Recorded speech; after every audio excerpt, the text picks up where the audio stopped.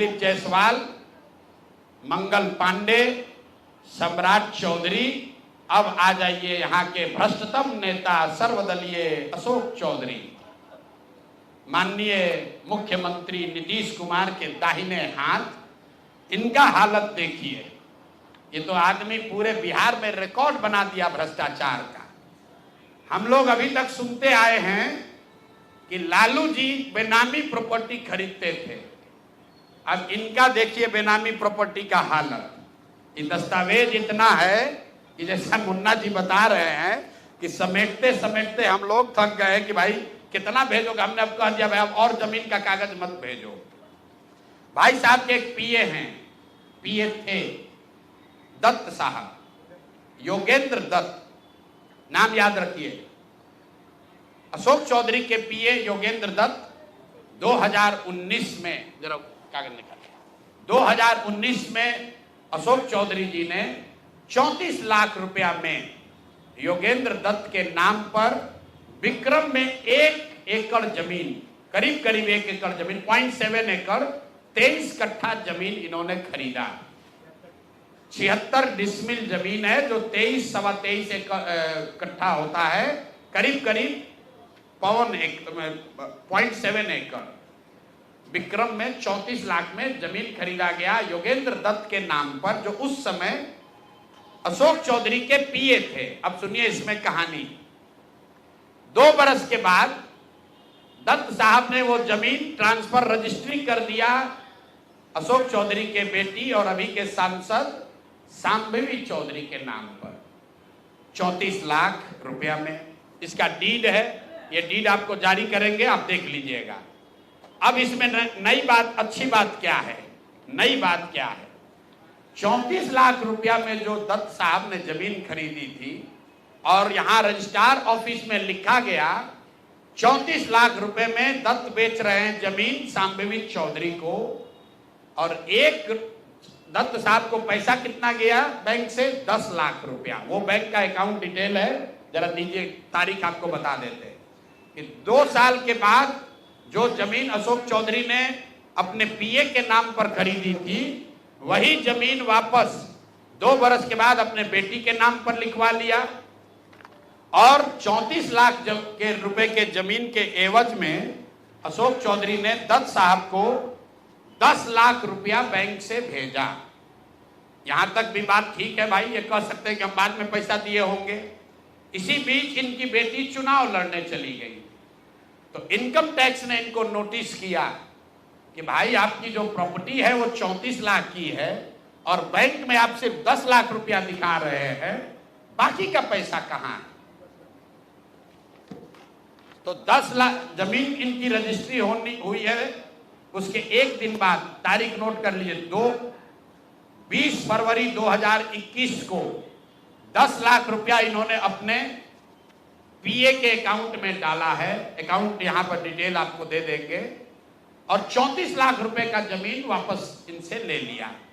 जब income tax ने notice raise किया कि जमीन है 34 लाख का और अकाउंट में सिर्फ 10 लाख रुपया ही दिख रहा है, तो 4 बरस के बाद 27 अप्रैल 2025 को जमीन लिखवाया है 2021 में।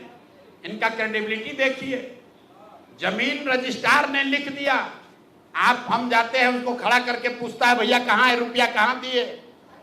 ये 19 में इन्होंने बेनामी जमीन खरीदी पीए के नाम पर, 21 में उस जमीन को वापस अपने बेटी के नाम पर लिखवाया, 10 लाख रुपया का ट्रांजैक्शन हुआ। जब इनकम टैक्स ने नोटिस रेज किया तो भाई साहब ने जान बचाने के लिए 27 अप्रैल 2025 को, मतलब बेटी के एमपी बनने के बाद 25 लाख रुपया दत्त को, मिस्टर दत्त को फिर इन्होंने बैंक से ट्रांसफर किया। तो मैं आपके जरिए अशोक चौधरी जी, जो अपने आप को महादेव का भक्त बताते हैं, हमको तो लक्ष्मी के ही भक्त ज्यादा दिखते हैं, महादेव के भक्त नहीं हैं, ये लक्ष्मी के भक्त हैं।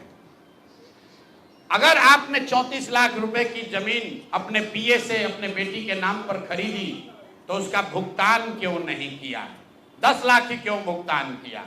और अगर आप कहते हैं कि 10 लाख ही भुगतान तय हुआ था, तो फिर बाद में 25 लाख रुपया 3 बरस के बाद इनकम टैक्स के नोटिस आने के बाद क्यों किया?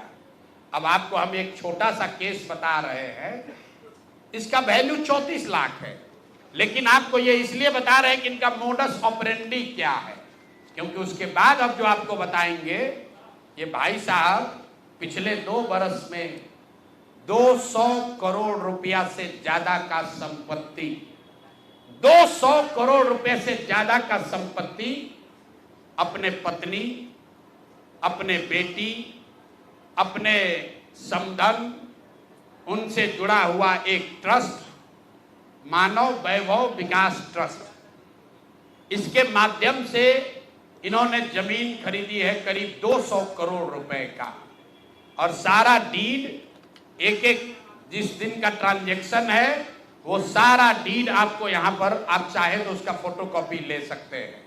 मैं एक बात क्लियर कर लूं, यहां जो मानव वैभव विकास ट्रस्ट है, हमारे पास उसके खिलाफ सबूत नहीं है। हम ये बता रहे हैं कि जब इनकी बेटी का एंगेजमेंट हुआ है, उसके बाद से अचानक से मानव विकास वैभव ट्रस्ट जो है, जो कुणाल साहब के परिवार से जुड़ा हुआ ट्रस्ट है, और उसमें यहाँ के बड़े कुछ पदाधिकारी भी हैं, जियालाल आर्य बहुत ईमानदार व्यक्ति हैं, वो भी ट्रस्टी हैं।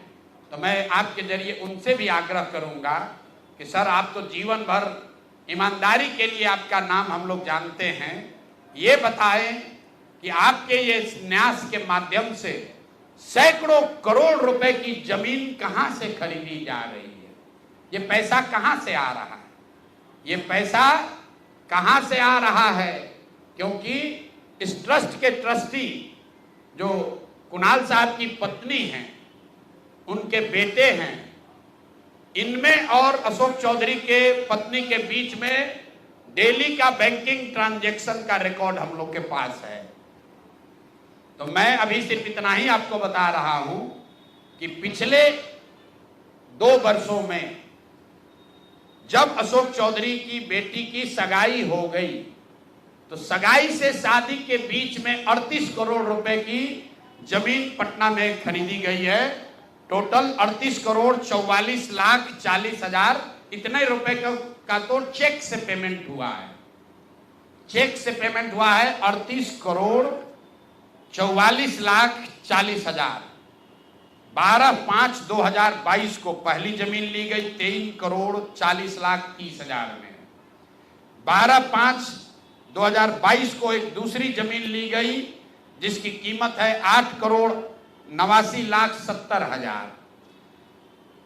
8 दिन के बाद 20 मई 2022 को फिर एक तीसरी जमीन ली गई जिसका वैल्यू है 3 करोड़ 44 लाख 41